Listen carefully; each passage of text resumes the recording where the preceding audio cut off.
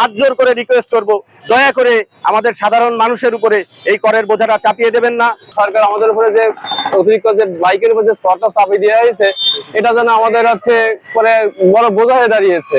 তো সরকার আমাদের বাইরের কেউ না, সরকার আমার পরিবারেরই লোক। যারা এই ডিসিশনটা নিয়েছেন তারা আমাদের পরিবারের বাইরের কেউ না। রাস্তায় এসেছি কারণ আমরা সাধারণ বাইকার যারা বাইক চালাই। কিছুদিন আগে সরকার একটি প্রস্তাবনা গ্রহণ করেছেন, যেটি দ্বারা আসলে আমরা অনেক ক্ষতিগ্রস্ত হব যদি আমাদের এই সাধারণ বাইকারদের উপরে এই যে করের যে বোঝাটা এটা চাপিয়ে দেওয়া হয়। আমরা আমাদের এই বোঝাটা নিতে পারবো না।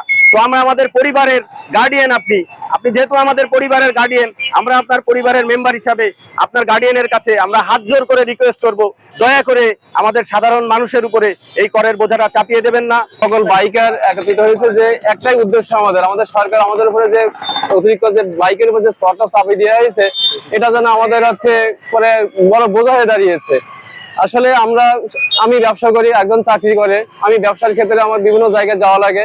আমি আমার বাইকটা নিজের প্রয়োজনে ইউজ করি।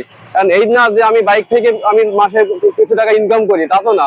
আমার নিজের প্রয়োজনে আমরা ইউজ করি গাড়িগুলো। চাকরি থেকে যে টাকা বেতন পাই সেই টাকা দিয়ে আমার সংসার চলে না। বাকি 4টার পর থেকে আমি বাকি রাত 12টা পর্যন্ত বাইক রাইডিং করি। ওখান থেকে যে টাকা হয় সে টাকা দিয়ে আমার পরিজন চলে। সরকার যদি আমাদের উপর এই ধরনের কর চাপিয়ে দেয় তাহলে আমাদের পরিজনগুলা অসচ্ছল হয়ে যাবে। আমাদের অর্থনৈতিক অবস্থা খুবই ভয়াবহ দেখা দেবে। সাধারণ বাইকার, আমি নিজে একজন ফ্রিল্যান্সার এবং আমি সারাক্ষণ বাসায় থাকতে হয় এবং কাজের সুবিধা এবং আমার বাচ্চার স্কুলের সুবিধা আমাকে বাইরে বেরোতে হয়।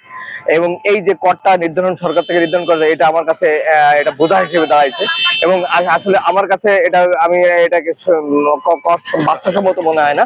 আমি চাই এটাকে যেন সরকার দ্রুত সিদ্ধান্ত নিয়ে এটাকে প্রত্যাহার করে দেয় এবং আমার মতো যারা আছে সবাই এটা প্রত্যাহার করলে সবাই স্বস্তিতে থাকতে পারবে। বর্তমানে বাইকের উপরে যে অযোজিত কর আরোপ করা হয়েছে, এটি আসলে একটি মধ্যবিত্ত সাধারণ মানুষের উপরে চাপ সৃষ্টি করে। আমাদের বাইক এখন শুধু একটা বিলাসিতা নয়, এটা আমাদের প্রয়োজন, জীবিকা ও চলাচলের মাধ্যম হয়ে দাঁড়িয়েছে। আমি সরকারের কাছে বিনীত অনুরোধ জানাবো, এই যে সিদ্ধান্তটা গ্রহণ করা হয়েছে পুনর্বিবেচনায় নিয়ে আসা হোক।